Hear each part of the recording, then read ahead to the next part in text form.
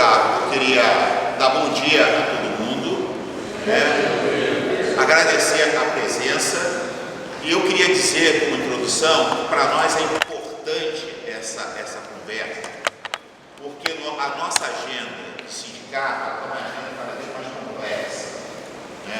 Além do cotidiano do nosso trabalho, de enfrentamento às empresas, né?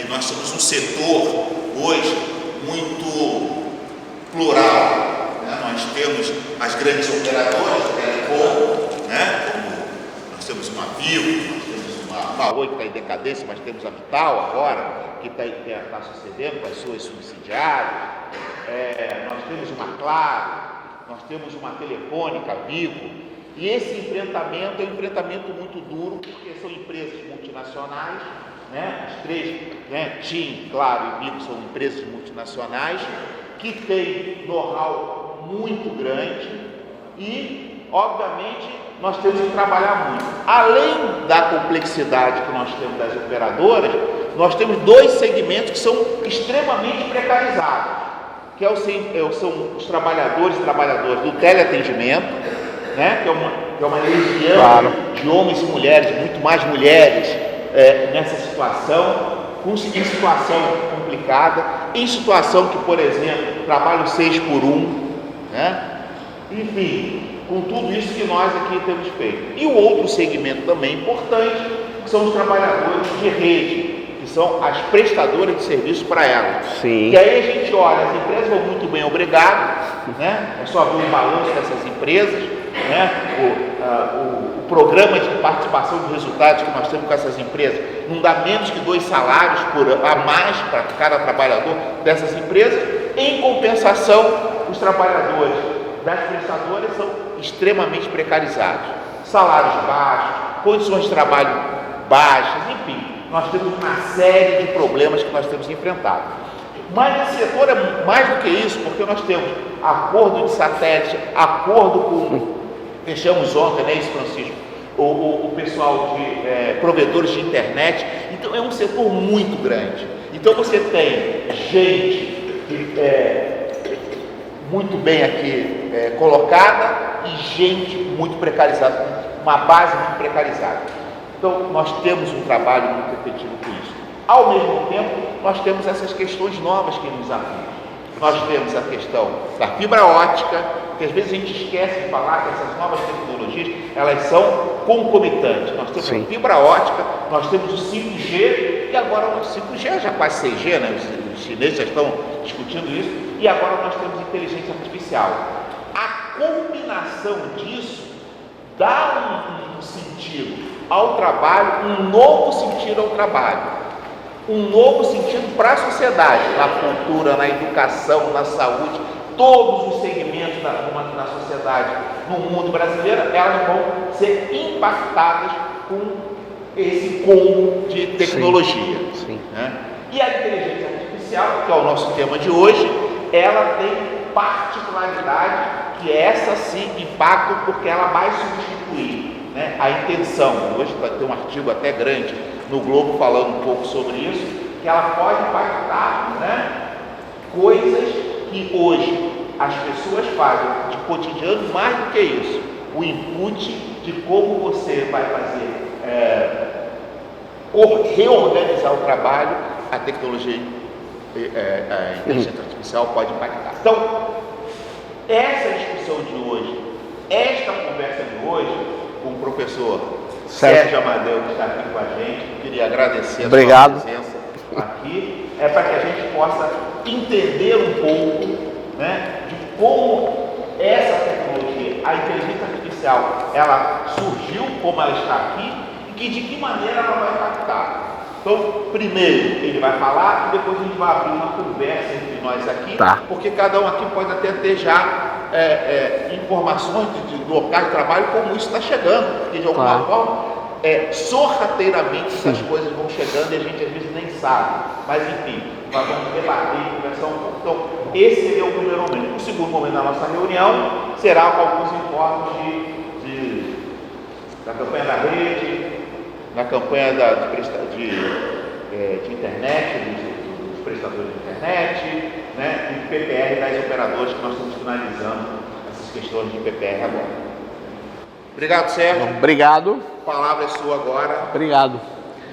Bom, eu vou falar sem microfone, eu não sei se vocês estão me ouvindo. Então, obrigado pelo convite. Eu trouxe algumas imagens, algumas coisas que eu acho que fica mais fácil, porque o tema não é muito simples, né? Então, eu quero começar falando o seguinte, eu queria só ter uma ideia.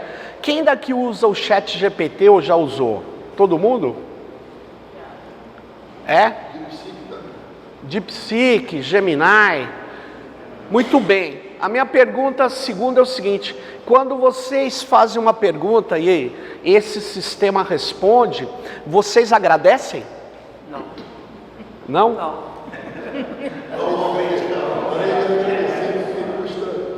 Tem gente que agradece aqui.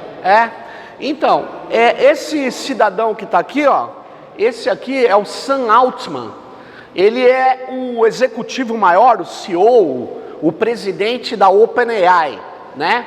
E ele diz o seguinte: não, por favor, não falem, por favor, quando essa IA responde uma pergunta para você.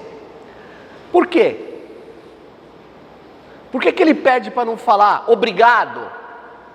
Que é um ato de educação, né? Quando alguém te atende, você fala obrigado. Será que é porque não é humano, então você não precisa fazer obrigado? Pode ser por isso, mas não é por isso. É porque quando você fala obrigado, esse sistema não tem nada de inteligente.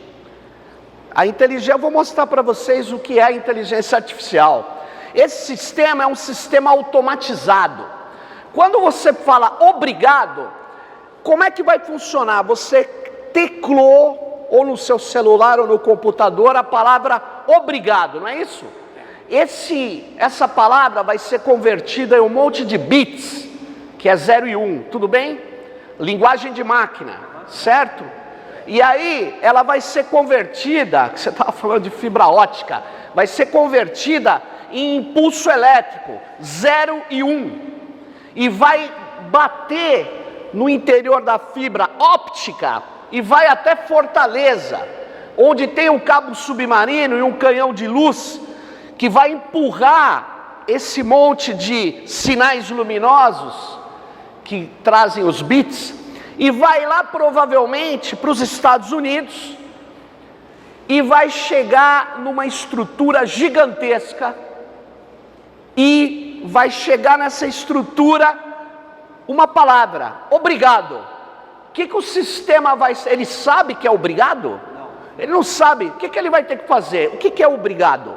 Quais os parâmetros que o sistema manda quando fala obrigado? Aí ele roda um monte de máquina. Vocês estão percebendo? Ele roda um monte de máquina e devolve num alto grau de processamento, por esse mesmo caminho ou por outro, a resposta para a tua máquina. Ou você é bem-vindo, pergunte o que quiser, mas para um pouco para pensar. Quanto de energia você gastou na OpenAI para fazer isso? O equivalente a uma lâmpada de 10 watts, uma lâmpada LED de 10 watts, durante 12 minutos de energia. Essa brincadeira, obrigado. Então ele diz lá, por favor, vocês estão me dando um prejuízo de milhões de dólares.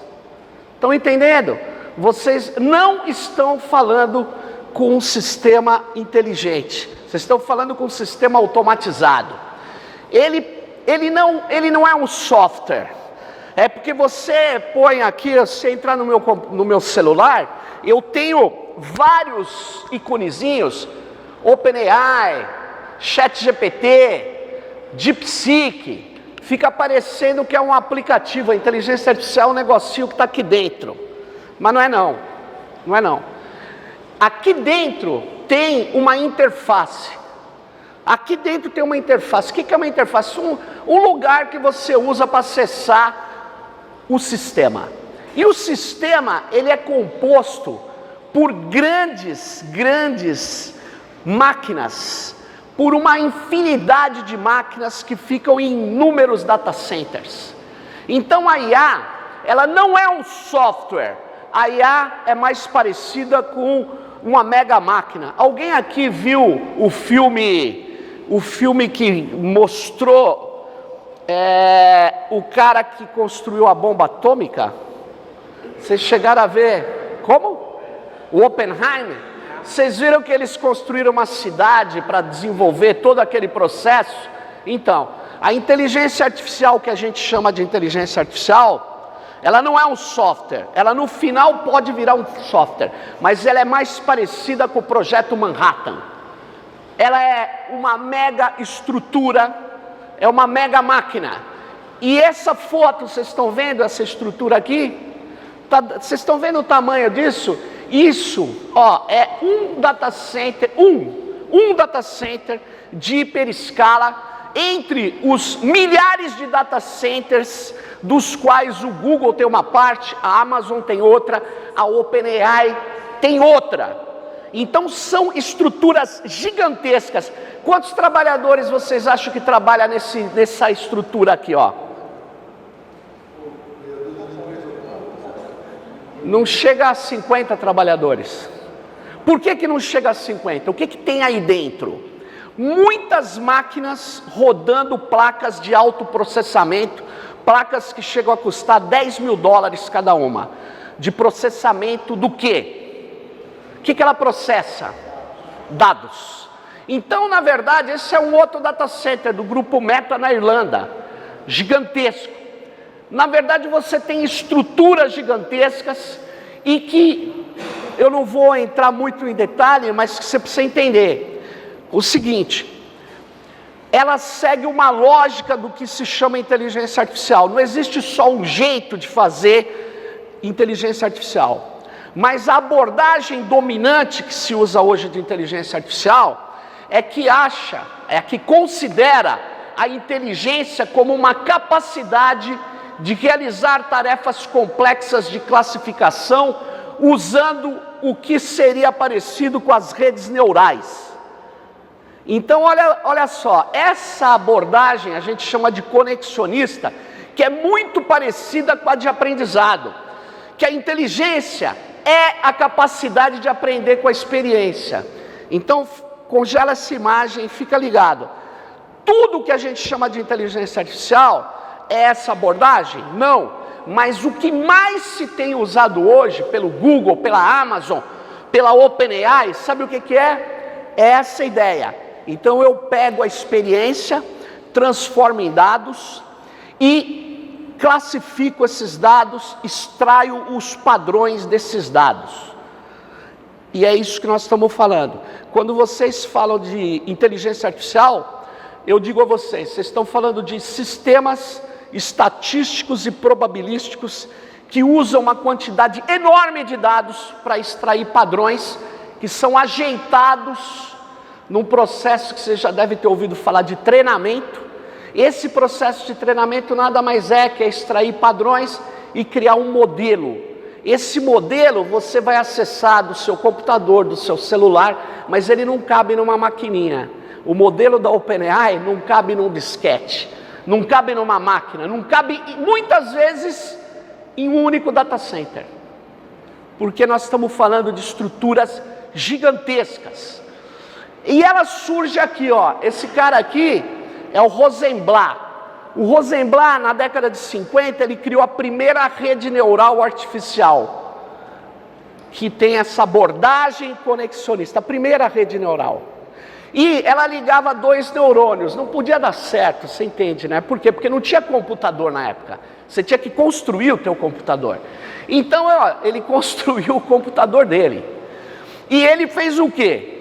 Ele conseguiu fazer classificação simples, botava um negócio, isso é um gato e esse é um não gato. Deu para entender? É assim que você treina, um gato e não gato. Aliás, vocês já devem ter visto, quando você entra em alguns sites, vocês já viram aquele CAPTCHA que fala das imagens, sabe por que tem, aponte o semáforo, aponte o carro, aponte aonde tem um copo, vocês já viram isso? Então, sabe o que vocês estão fazendo? Está guiando informações para treinar uma inteligência artificial. É isso que vocês estão fazendo.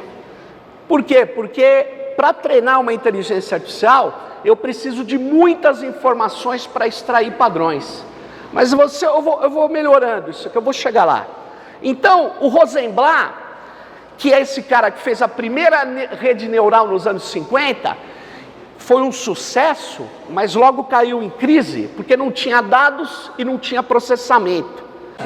Você vai ouvir falar do Hayek como o cara que escreveu as teses principais que diz que tem que desmontar o Estado, que temos que fazer, na verdade, né, o mercado estar acima de tudo e o Estado ser voltado a fazer tudo pelas empresas. Aí você fala, mas o que esse cara está falando de computação? Pior, ele lançou esse livro, The Sensory Order, ou A Ordem Sensorial. Ele está falando de psicologia. E nesse livro, ele vai ser lido pelo Rosenblatt, que é um cara da computação. E como que você cria uma classe? Você tem aqui, você vai criar, por exemplo, homens e mulheres. Aí você tem definições do que é homem e do que é mulher. Aí você vai fazendo divisões e pegando o padrão das divisões que são feitas. Então, o que seria inteligência para ele? A capacidade de se olhar o mundo e dividir em classes. É meio pobre, mas é assim que é. E aí, o que acontece? Essa coisa gerou uma possibilidade de fazer máquinas e algoritmos, porque a máquina é o que roda o algoritmo, que é o que está dentro do software. Você sabe que tem o software e o hardware. A máquina em si é um monte de metal, de plástico, não serve para nada sem o software. Estão me acompanhando? Então, esse software, ele era feito por um cara humano, ou várias pessoas desenvolvem um software e tal. Mas toda essa ideia do software, ela vai avançar muito logo depois da Segunda Guerra Mundial, com a teoria da cibernética. Cibernética é um termo que quer dizer comunicação e controle de homens, animais e máquinas. É a teoria da comunicação e controle de animais e máquinas. Isso é a cibernética. Bom, por que eu estou falando isso? Porque em 1956, isso aqui é que não está bem a imagem, mas isso é um paper que tem na internet. Era escrito a máquina de escrever. Eles fizeram um encontro que chamava Projeto de Verão de Dartmouth. Esse encontro reuniu esses caras. Esses caras criaram o termo inteligência artificial. Estão me acompanhando? Eles criaram o termo inteligência artificial em 1956. O termo poderia até existir, mas eles popularizaram o termo porque esses caras eram os principais caras da cibernética. E por que eles não chamaram de encontro de cibernética? Aí que vem o detalhe. Se você ler a biografia, por exemplo, do John McCarthy, que era um dos grandes articuladores desse encontro, dessa conferência, dos pais da inteligência artificial, esse cara diz, a gente queria excluir esse cara aqui, Como? Eles não queriam que participasse, parece briga de sindicato, né? Não queria que participasse esse cara aqui. Quem é esse cara aí? O pai da cibernética, Norbert Wiener. Vou repetir o nome dele, Norbert Wiener. Esse Norbert Wiener, ele era um cara que era contra o uso de sistemas automatizados para a guerra e contra o uso de sistemas automatizados para prejudicar os trabalhadores. Estão acompanhando? E esses outros aqui falavam assim, a ciência é neutra, vá aonde tenha que ir. E o Norbert Wiener, que já tinha tido uma experiência ruim em fazer sistemas na Segunda Guerra Mundial, ele dizia, Nós não podemos usar sistemas automatizados para prejudicar os trabalhadores. Então vocês entendam que o termo inteligência artificial, na conferência que criou e popularizou na computação, inteligência artificial, só não chamou sistemas automatizados cibernéticos, porque senão teria que convidar o Norbert Wiener. Então, não se iludam, inteligência artificial não é nem inteligência, e muitas vezes nem artificial é, porque precisa de muito trabalho humano. Então eu vou continuar. Mas eu vou passar. A ideia desse paradigma de inteligência artificial é a ideia de que você precisa utilizar muitos dados, extrair padrões de dados e, em vez de você, humano, criar o software, esse algoritmo que extrai o padrão, ele cria o modelo. E o modelo é que você vai usar como software. Parece complicado, mas vocês vão entender. Eles têm essa doutrina, os dados suficientes. Com dados suficientes, os números falam por si. Tem gente que acredita nisso, mas eu vou dizer a vocês, isso não é procedente. Isso é uma ideia que é a seguinte ideia. É o seguinte, a gente pode fazer correlações de dados, e essas correlações são suficientes para escolher qualquer coisa. Então, por isso que essas empresas não param de coletar dados. A Amazon não para de coletar dados, o Facebook não para de coletar dados, o Google não para de coletar dados, ninguém para de coletar dados. Sabe por quê? Porque os dados são a matéria-prima do que se chama inteligência artificial. Tudo que se faz é feito com dados. Dados do quê? De tudo, inclusive e principalmente do nosso comportamento. Então, quando você fala, não, quem não deve não teme, eu entrego meus dados mesmo, porque eu sou bom. Desculpa, você está perdendo uma parte das suas atividades para as Big Techs. Elas estão te identificando tudo, absolutamente tudo. E, para quem ainda não entendeu, se você chegar numa farmácia, durante muito tempo é que eles estão sendo pressionados. O cara fala assim, se você entregar todos os dados da tua receita, do teu exame, do teu médico, 40% de desconto. Vocês nunca viram isso? 40% de desconto. Para você ver como esses dados valem muito para a indústria farmacêutica e para os convênios médicos e, desculpa eu falar, para o setor bancário. Porque depois você vai entender por que você não vai ter um empréstimo. Porque eles projetaram que você está usando determinado remédio, colocaram no modelo de IA probabilístico, e eles dizem que quem consome esse remédio e faz determinadas coisas, pode ter um determinado tipo de doença. E aí, sabe o que acontece? Sabe o que acontece com o teu empréstimo? Taxa de risco sobe, e muitas vezes você nem vai ter um empréstimo. Na verdade, o que está acontecendo no capitalismo hoje é você observar isso aqui, ó. Essa imagem, para quem ainda não está convencido ou convencida, vou explicar isso que está acontecendo com essa metáfora. Isso aqui é uma fechadura do mundo industrial, básica. Para que serve a fechadura? Para botar numa porta. Para quê? Para negar ou dar acesso a uma passagem. Simples assim. Quem tem essa chave aqui, ó, ela pode, inclusive, segurar ninguém entrar ali. Ou abrir e deixar qualquer um entrar ali. Qual a diferença dessa fechadura? Na sua finalidade. Essa fechadura é eletrônica. Ela não tem diferença. Na finalidade, ela serve para dar ou negar acesso a uma passagem. Só que pega esse detalhe agora. Essa fechadura eletrônica, repare que ela é movida por biometria ou por senha. Sabe o que ela faz? Ela cria, num simples ato de abrir e fechar, uma infinidade de dados. Presta atenção, uma infinidade de dados. Eu agora, coisa que eu não sabia, quem abriu essa porta aqui? Não dá para saber, agora eu sei.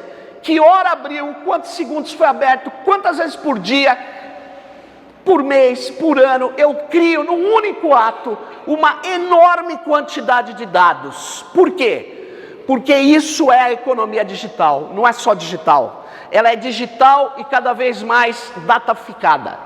E o dado vai ser usado para treinar os modelos de inteligência artificial, que eu estou chamando, eu prefiro chamar de sistema automatizado baseado em dados. Mas vamos avançar. Não é à toa, é que a imagem não é boa. Isso é um corredor de um data center. Só nessa imagem, você tem mais de 1000 servidores aí.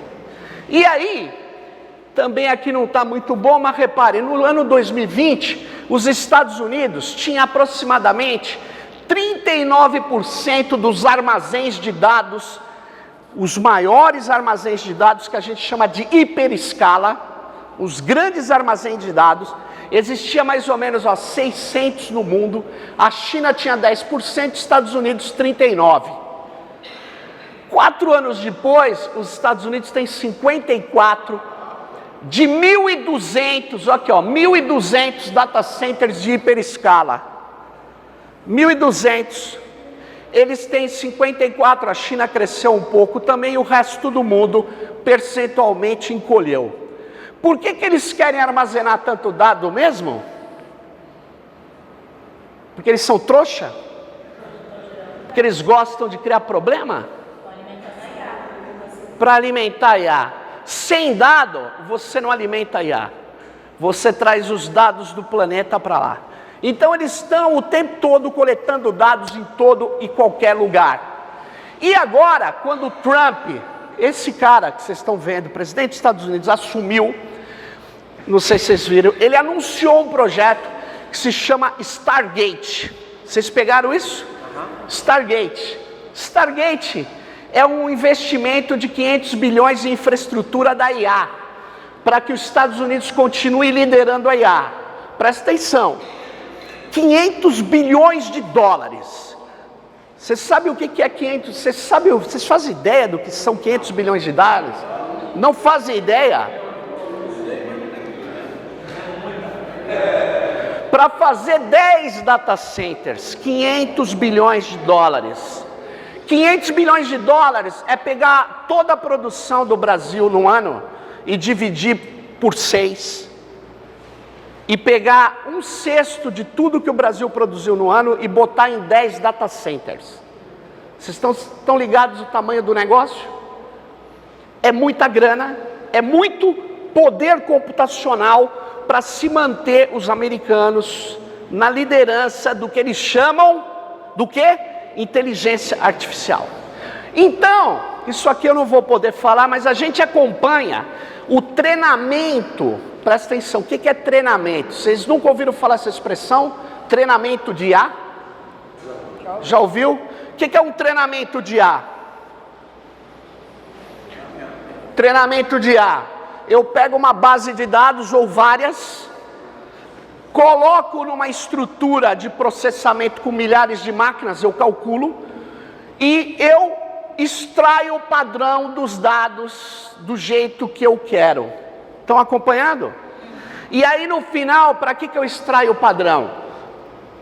Para poder criar um modelo, que é um programa, que é muito grande e que vai receber o que de vocês?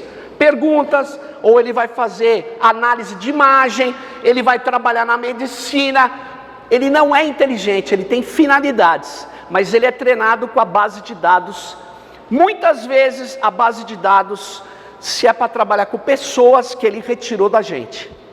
Aí ele treina o padrão e ele vai, por exemplo, essa tabela mostra quantos dias levou para o treinamento, quanto de placa, que placa, mas eu não vou, está muito pequeno, eu vou continuar a seguinte coisa.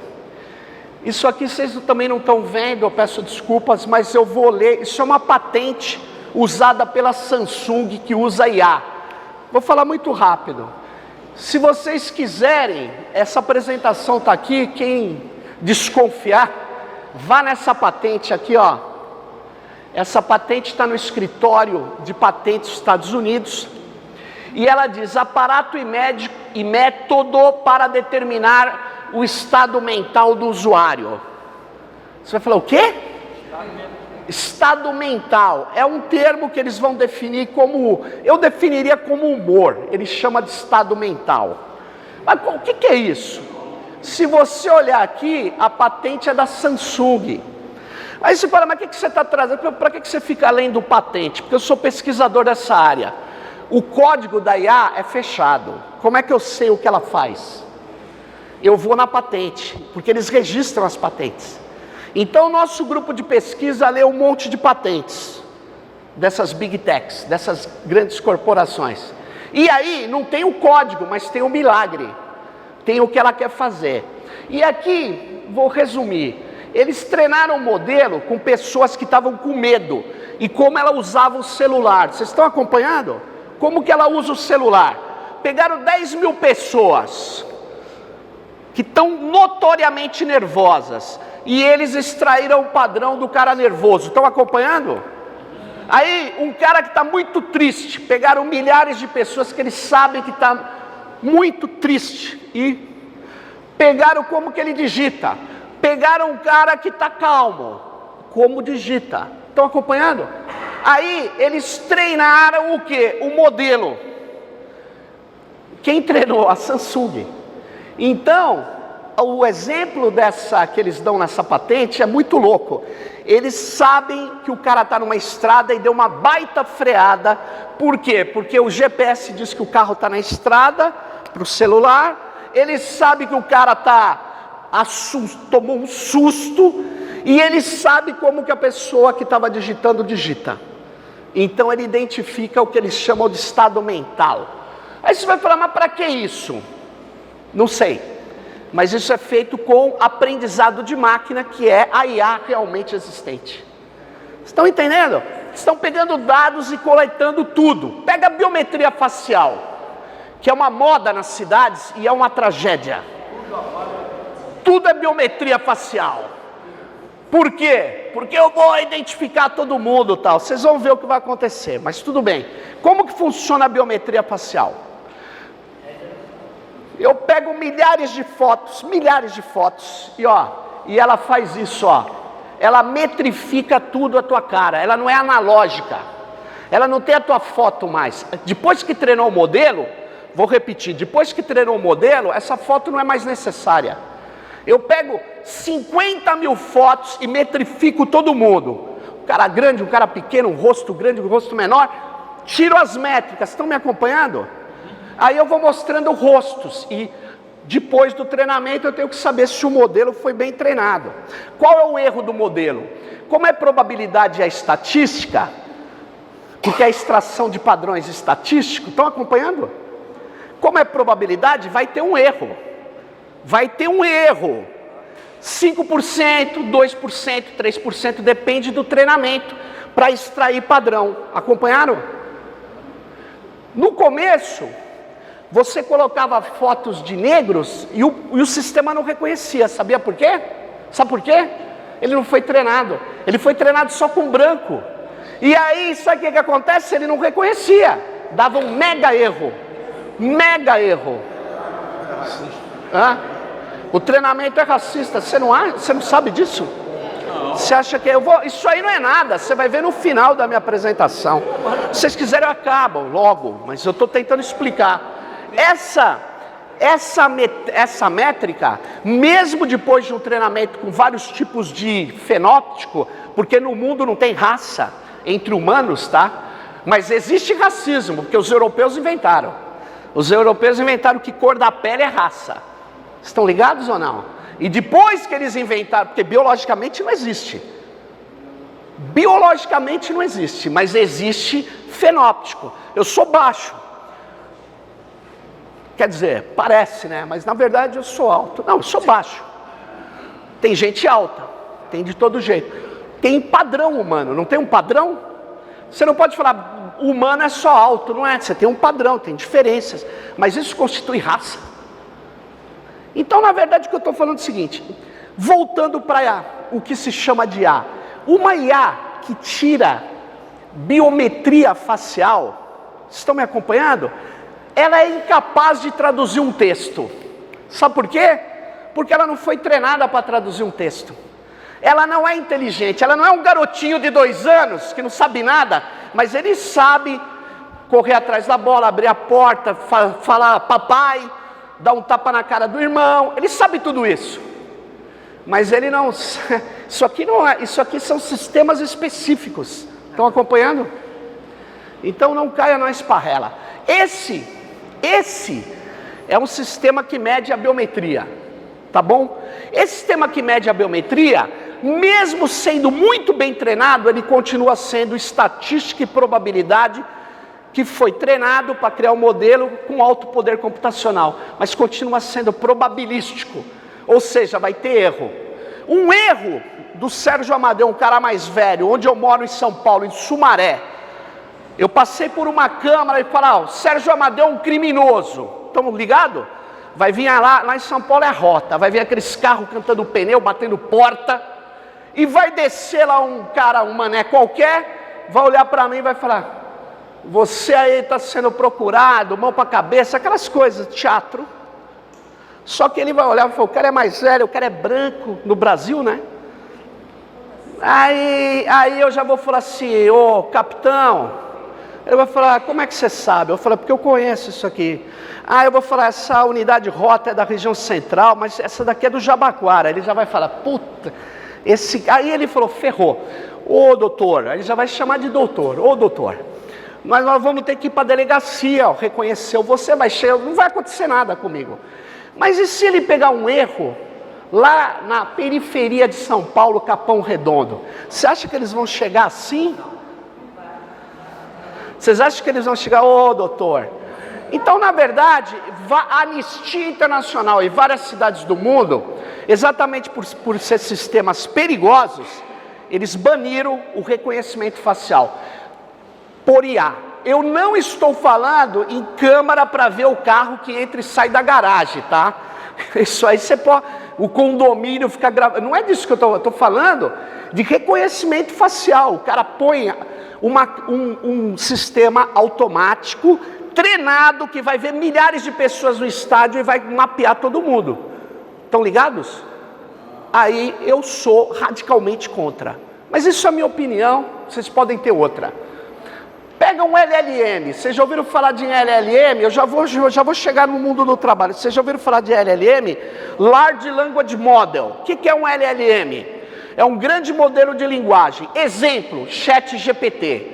O ChatGPT é igual àquele da biometria? Que faz biometria? Não é, mas o padrão é rede neural. O padrão é a mesma coisa. Ele extrai padrões de textos. Em vez de extrair de rosto, ele extrai de textos. Estão ligados? Então vamos lá. Esse é o paper da OpenAI. Eu não vou entrar no mérito aqui, mas a OpenAI foi treinada com mais de 490 bilhões de textos. Depois que ele é treinado, ele extraiu o padrão dos textos e ele criou um grande modelo que a gente vai acessar e fazer perguntas. Estão ligados? Foi assim que ele foi treinado. E ele, para você entender, ele matematizou tudo. Isso é muito importante, parece bobo, mas ele matematizou tudo. A palavra cão, ela tem uma distância vetorial da palavra gato, pequena, da palavra elefante, da palavra mamífero. Estão acompanhando? E a palavra tanque de guerra, arma, tal, está em outro vetor, está muito distante. Por que ele tem esse distanciamento que nem na biometria? Porque ele não entende nada que você está escrevendo. Ele tem só métrica vetorializada no sistema. Por que você precisa saber isso? Para você não se iludir. Porque o que eles estão fazendo hoje é coletando muitos dados, vetorializando e colocando nos modelos. E isso gasta muito armazenamento de dados. Não é à toa que a paisagem do planeta vai ser cada vez mais a paisagem de data centers. Fiquem ligados, eu peço desculpa dessa imagem, mas o que vocês acham que é isso aqui? Oi? Fábricas? porque está saindo chaminé, fumaça, né? Só que não se iludam, isso não é indústria, isso é um data center na cidade de Dedalus, em Oregon, nos Estados Unidos. É uma foto de divulgação do Google. Esse data center, o que está saindo? Vapor de água. Aqui é debaixo daquele data center, ó. Eu preciso de muita água. 40% da energia elétrica para armazenar e processar dados no data center, 40% é para processar. Os outros 40% é para refrigerar as máquinas. Então eu preciso de muita água.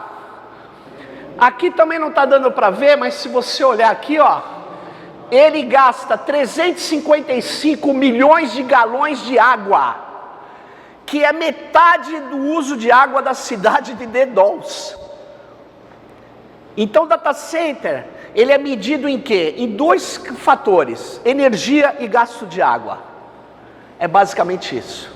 Então, ele já superou, é que os quadros, a luz, mas ó, aqui é a comparação do impacto ambiental da aviação civil hoje, dos milhares de aviões que estão no ar. Esse já é o impacto dos data centers. 3,7% da emissão dos gases de efeito estufa são dos data centers. E não vão parar. Sabe por que não vão parar? Como? O percentual é 3,7%, segundo a Agência Internacional de Energia. O impacto dos data centers na emissão de gases do efeito estufa é de 3,7% de tudo, só os data centers. Por quê? Porque nós não vamos parar de coletar dados, porque os dados é como se fosse o insumo fundamental do que se chama de inteligência artificial. Então, pegando, você falou algo que eu não ouvi. O que eu falei, está crescendo constantemente. Muito, está crescendo o tempo todo.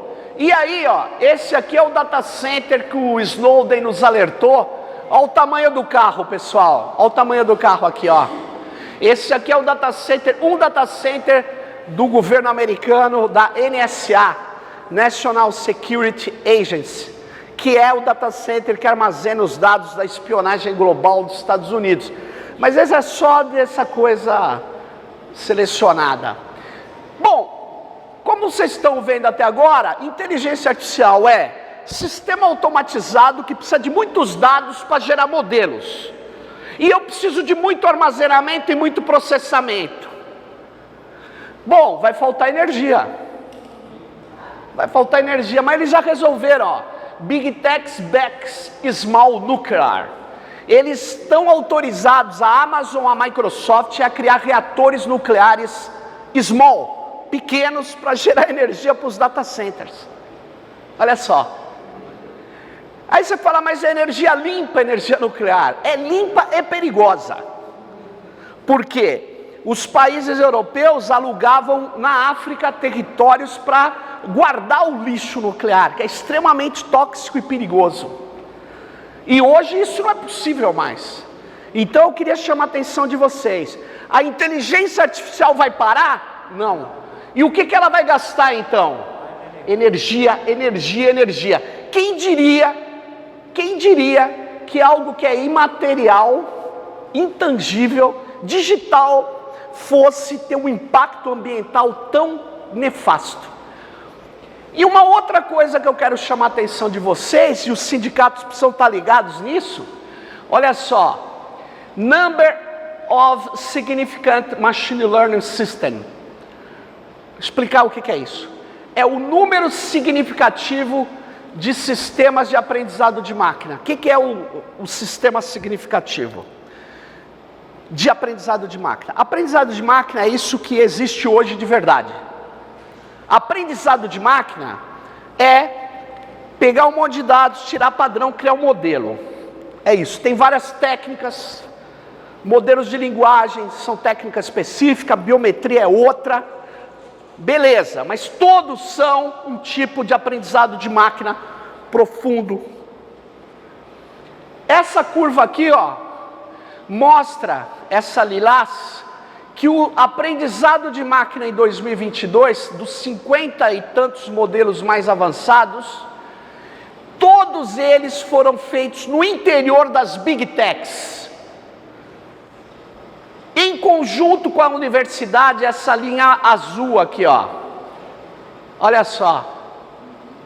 E essa outra é só nas universidades. Isso significa que as Big Techs, elas estão no comando da ciência da inteligência artificial.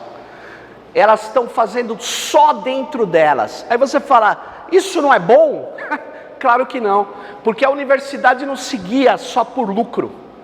A universidade seguia por resolver problema, e muitas vezes problemas bobos, eu sei, mas não tem impedimento. Quando é de uma empresa, você está comprometido com o quê? Com lucro. Então, na verdade, está tendo uma privatização da pesquisa de IA, e isso é muito grave, no mundo inteiro.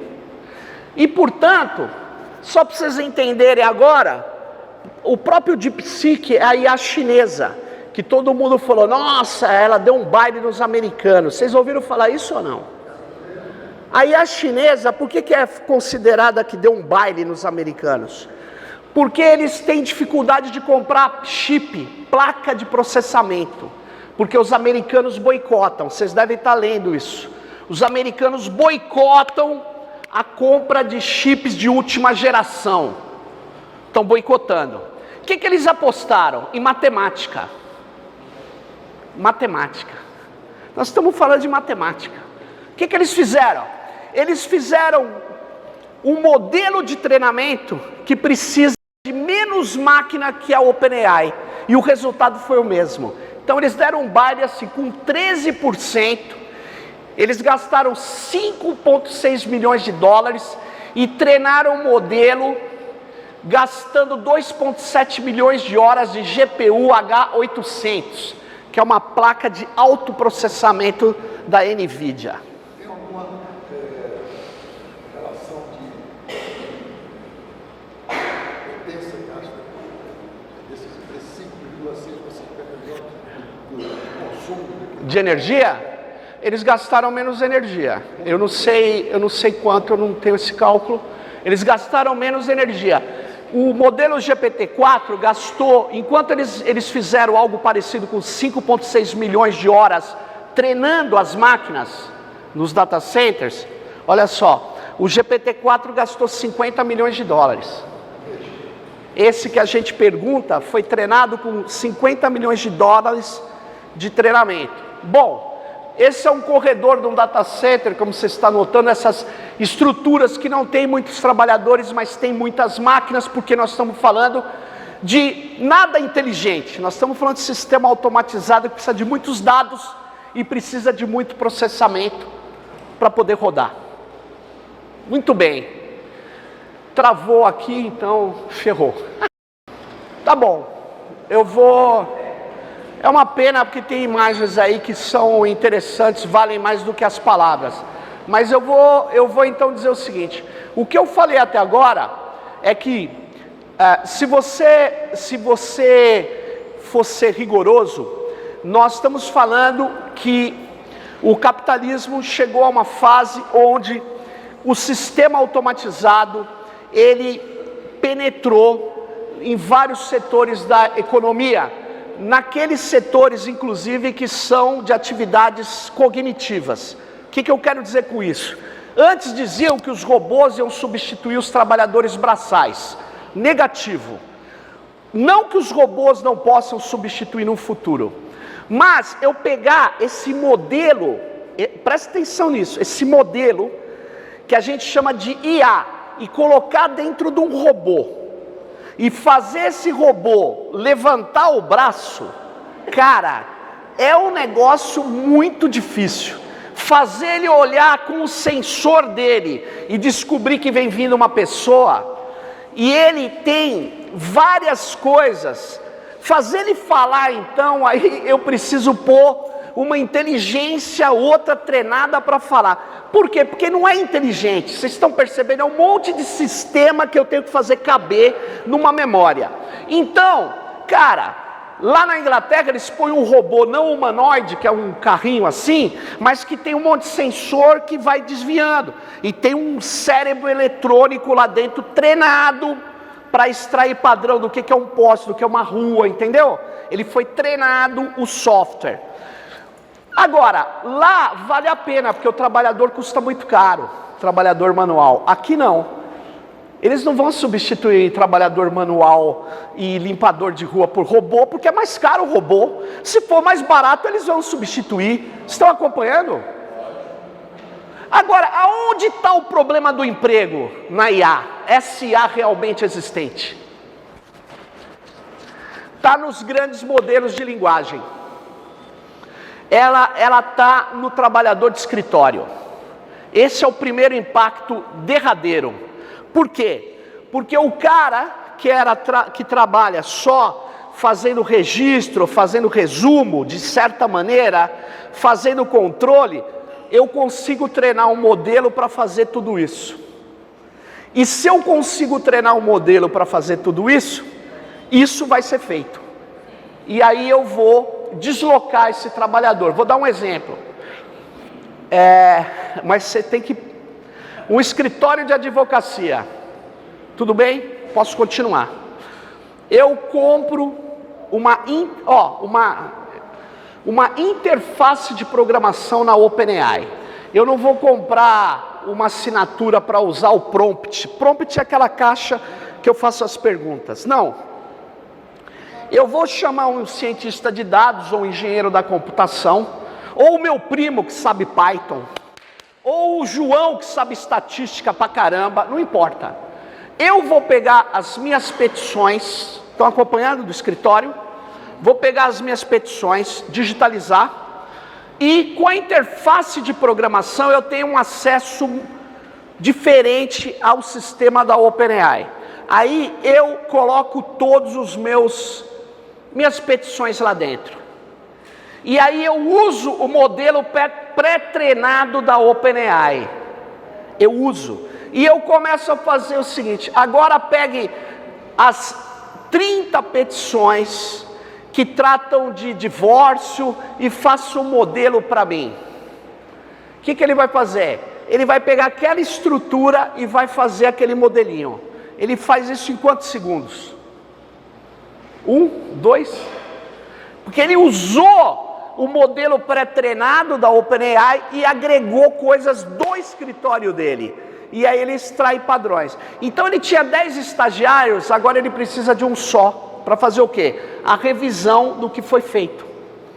Então, toda atividade de cognição média, por exemplo, que faz resumo, faz encontro de jurisprudência, faz textos e tal, vai ser afetada.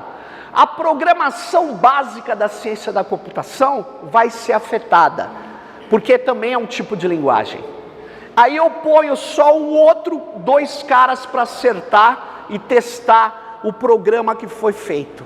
Então, toda atividade de cognição média está sendo afetada. Está sendo bastante afetada. Segundo o relatório que eu ia mostrar aqui,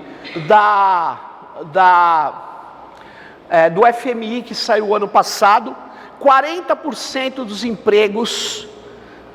empregos em geral, isso varia de cada atividade econômica, mas em geral, 40% dos empregos em países emergentes, como o Brasil, tem já um certo tipo de contato com a IA. E esse contato é de variadas formas. Alguns empregos vão ser destruídos, outros vão ser complementados, outros vão ser alterados muito profundamente. É isso que está acontecendo. No Poder Judiciário está acontecendo uma coisa engraçadíssima.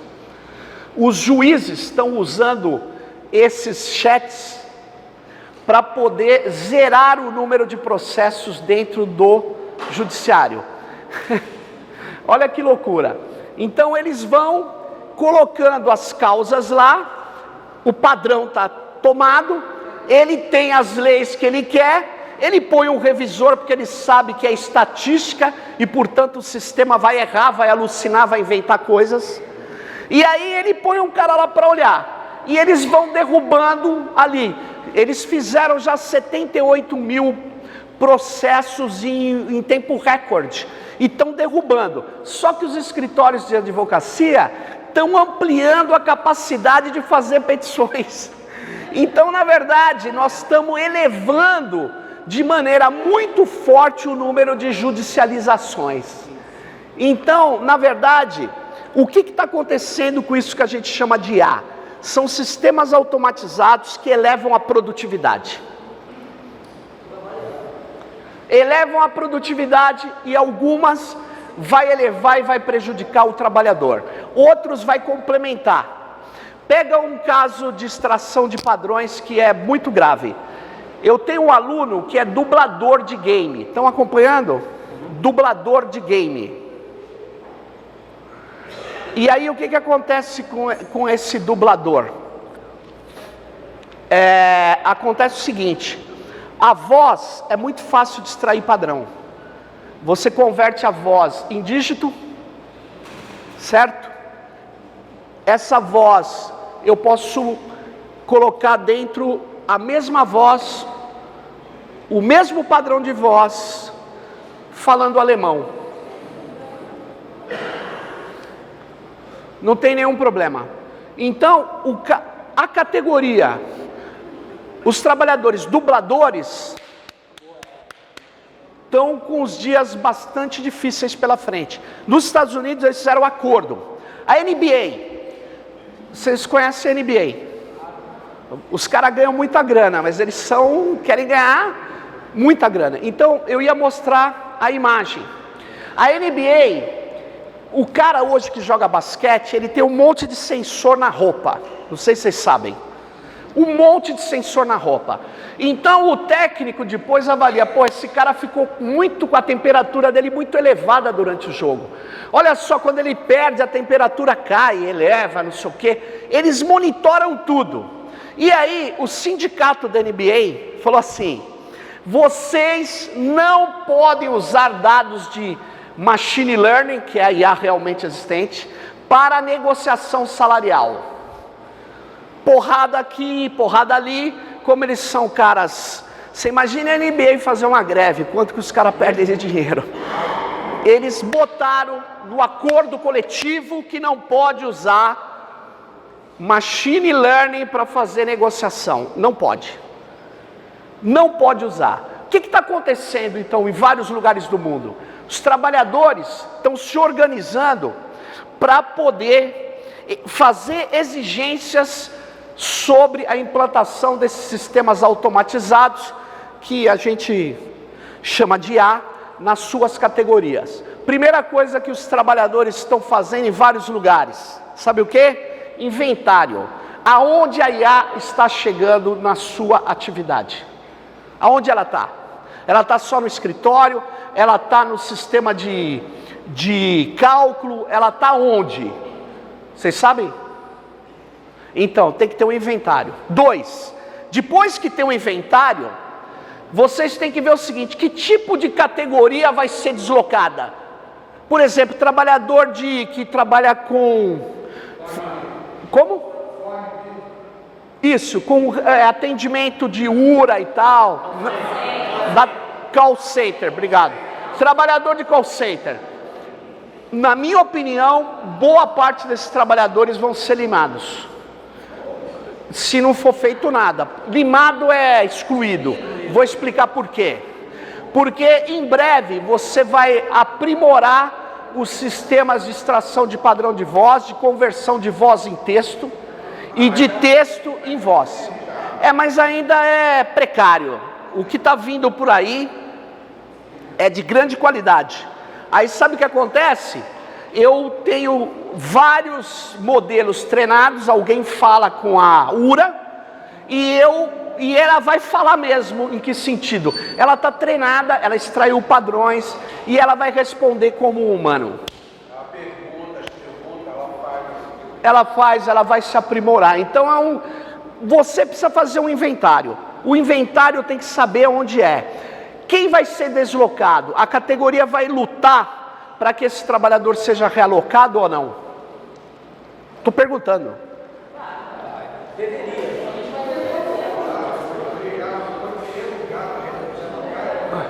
Como? Não vai ter lugar. Então eu tenho uma triste notícia aí. Um monte de gente vai ficar desempregada, porque é muito evidente. Se você eleva a produtividade e não eleva as vendas, então é mais ou menos a conta assim muito simples. Se eu com 100 fazia 100 e agora eu faço 200, eu posso ficar só com 50. Não é isso? Certo. E o que os sindicatos vão fazer? Bom, eu vou só pular essa parte, eu volto daqui a pouco. Eu acho que você precisa, ponto 1, fazer o inventário, ponto 2, o sindicato tem que exigir assento para participar dos projetos que estão sendo feitos de IA. Vários sindicatos estão pedindo isso, por quê? Porque um projeto de IA não é coisa técnica, vou repetir essa parte. Projeto de IA tem um lado técnico, mas tem o lado das finalidades. Essa finalidade de falar que você não entende é uma agressão a você, você entende. Então, na verdade, quando você fala que a IA é inteligente, você tira isso do âmbito nosso e põe lá não sei aonde. Então, pode parar com isso. Nós estamos falando de sistema automatizado que precisa de dados, que criam modelos a partir de um treinamento com alto poder computacional, que nem é feito no Brasil, a maior parte das vezes, mas que a gente está usando amplamente. Então, nós queremos saber como está sendo usado, com que finalidade, quem vai ser deslocado, como que nós podemos interferir nisso. O sindicato pode colocar isso na... Como estão colocando vários sindicatos dos Estados Unidos? Pode. Pode. E deve. Então isso é uma coisa. Mas uma outra coisa que eu não vou poder mostrar, que o sindicato, e aí eu termino, o sindicato precisa lutar também, porque é uma luta de todos os brasileiros, certo? Na minha opinião, tá? Eu ia mostrar aqui para vocês, que durante o governo Bolsonaro, se você entrasse no SouGov, vocês sabem o que é o SouGov? Não. É um sistema que você acessa por celular, que tem todos a sua vida funcional do governo federal, de 1 milhão de servidores públicos, civis, militares e pensionistas. Vou repetir.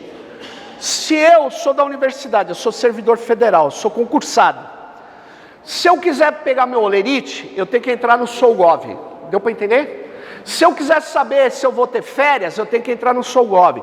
Se eu quiser fazer o negócio do INSS, eu tenho que entrar no SouGov. Ele tem os dados meus. E tem um chat. O SouGov tem um chat. Toda vez que eu uso o chat, eu usava os dados que eu colocava lá, na pergunta, resposta, eu mandava para a IBM nos Estados Unidos, para treinar o aprendizado de máquina da IBM. Sabe o que é IBM? International Business Machine, é uma grande empresa. Eu usava dados dos servidores públicos, civis, militares e pensionistas para treinar o aprendizado de máquina da IBM. Dados do governo federal. Se você pegar os dados do Enem, sabe o que é o Enem?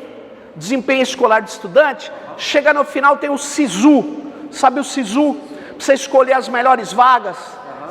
Sabe onde roda o SISU? Na Microsoft, lá nos Estados Unidos. Ou seja, o Brasil, no mundo onde os dados são a matéria-prima da inteligência artificial e são fundamentais para a economia, o próprio governo brasileiro entrega os seus dados para as Big Techs. Mas e se fosse vender? Quanto ele vendeu? Hã? Tem como controlar isso? Por que não tem? Essa quantidade, assim, os dados para a NBA, para a IBM, e toda vez que a gente faz uma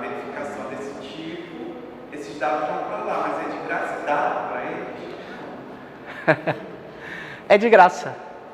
Não, não é de graça, a gente paga. A gente paga. A gente paga para eles armazenarem o nosso dado.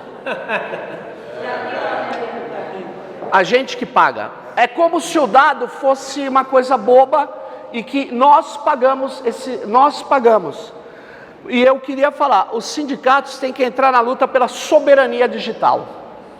Soberania digital, começou uma luta com os indígenas maores da Oceania. Eles falaram assim, o dado, eles não extraem só matérias do nosso território, eles vêm aqui e extraem a nossa alma, extraem nossos dados, extraem tudo e levam embora para nos controlar. Eles começaram a luta pela soberania de dados indígenas, tem uma rede muito forte. Mas nós aqui no Brasil desconhecemos isso. Os europeus começaram a pressionar os americanos para manter dados na Europa, em infraestruturas soberanas, data centers europeus, e sob o controle europeu. Por causa disso, a Oracle, a Microsoft e a Amazon criaram um produto que vendem para o governo brasileiro, chama Nuvem Soberana, que é o seguinte, eles dizem que a soberania é muito importante, então coloque os seus dados aqui na Amazon. Eu falei, mas peraí, mas a Amazon não é americana, não está subordinada às leis americanas? Não é linha de frente do governo Trump? É ou não é? Aí a pergunta é, e aí, tem alternativa? Não. Tem. Ele falou que não. É bom, foi bem. Não tem alternativa daqui a um mês, porque eu não tenho em nenhuma universidade brasileira máquinas disponíveis para treinar um modelo como o DeepSeek ou o GPT. Se for daqui a um mês. Mas se eu tivesse entrado no governo, eu iniciaria a montagem de infraestrutura soberana para poder ter os dados das universidades brasileiras, da pesquisa brasileira, no Brasil, sob o controle do Brasil. Você vai falar assim, não dá para fazer. O Brasil tem mais de 100 data centers no Brasil. 80% são estrangeiros, sob o controle do capital estrangeiro. Só que o maior data center, o maior ponto de troca de tráfego da internet do mundo foi feito por nós em São Paulo, do Comitê Gestor da Internet no Brasil, o NIC-BR, um data center que não é de hiperescala, mas é de alto nível, Tiers 4, fica lá em Santo Amaro. É o maior ponto de troca de tráfego, porque em vez do UOL, que tem muitos usuários, trocar os dados com os caras do Terra lá na internet, lá longe, a gente faz uma fibra ótica do UOL, leva até Santo Amaro, leva outra fibra ótica da Terra, e eu troco o tráfego ali. Então, o Netflix, quando você acessa, você não vai nos Estados Unidos, você vai lá em Santo Amaro. Eles têm máquinas lá dentro. Nós temos capacidade de construir, temos qualidade de construção, de manutenção, de garantia de um data center. A gente só não tem política pública, por isso que tem que virar a luta do sindicato. Precisamos de infraestrutura soberana aqui, porque os dados são o elemento fundamental da economia baseada em inteligência de máquina.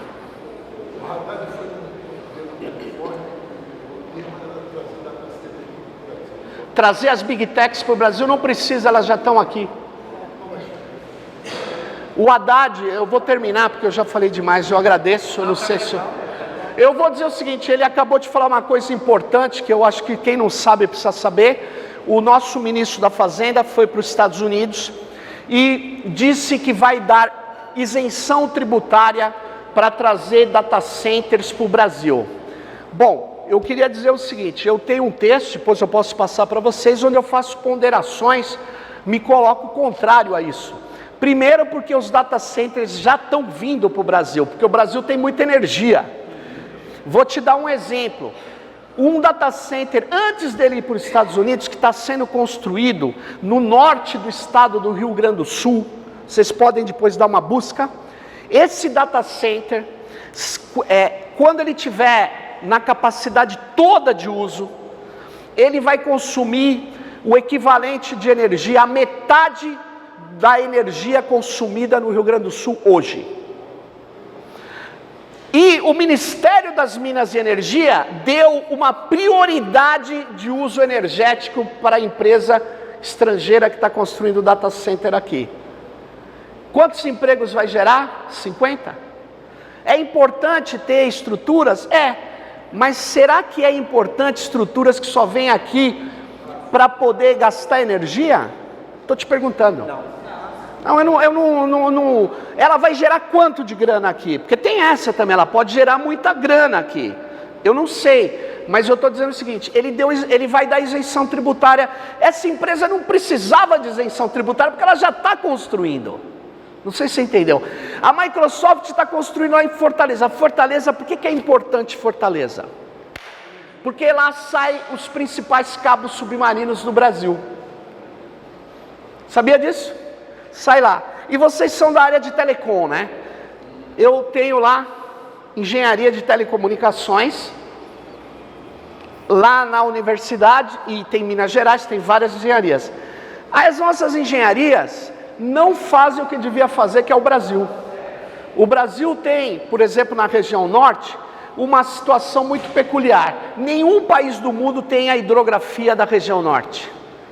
A internet no mundo é conectada por cabo submarino. 98% do tráfego de internet no mundo é cabo submarino, não é Elon Musk.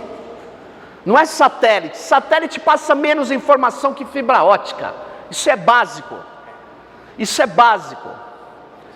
Nossa engenharia está pesquisando como fazer a conexão das comunidades ribeirinhas, aliás, que ficam à beira do rio, na Amazônia, com cabo aquático, fluvial. Tem experiências, mas a gente incentivou o Elon Musk. Então está tudo errado. Está tudo errado. Está tudo errado. O que nós precisamos é de política pública, de soberania digital, trazer data centers, alguns têm que ser sob o controle público. Por quê? Porque a pesquisa brasileira, os e-mails das universidades e de outras organizações públicas não pode estar na mão de empresas americanas. O Poder Judiciário está entregando processos sigilosos para empresas que têm interesses econômicos no Brasil, cara. O que é isso? Está errado. Está errado. Errado. Portanto, quem faz essa política, e aí eu termino, devia ler a lei americana que se chama Cloud Act. Vou repetir, lei da nuvem, em inglês é Cloud Act. Leia o que essa lei fala. Ela fala assim: independente de onde esteja o data center de uma empresa norte-americana, ele deve seguir as decisões do Poder Judiciário norte-americano.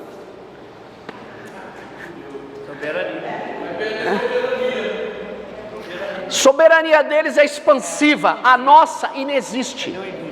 Então, isso é uma luta sindical? É. Sabe por quê? Quando a gente entrega dados para eles e paga, mesmo que fosse de graça, a gente está perdendo riqueza, porque eles pegam os nossos dados, trabalham com machine learning, com deep learning e produzem serviços e produtos e vendem para a gente. Então nós estamos na colonialismo digital. Antes a gente entregava minério de ferro e comprava aço pagando muito mais caro. Agora a gente entrega dados e pega as coisas que a gente fala, mas não é bonitinho? Não é bonitinho. É uma baita de uma perda de poder econômico e de criatividade. Toda vez que eles criam lá, a gente deixa de criar aqui. Então eu queria trazer essas questões para vocês. Desculpa ter falhado ali. É isso.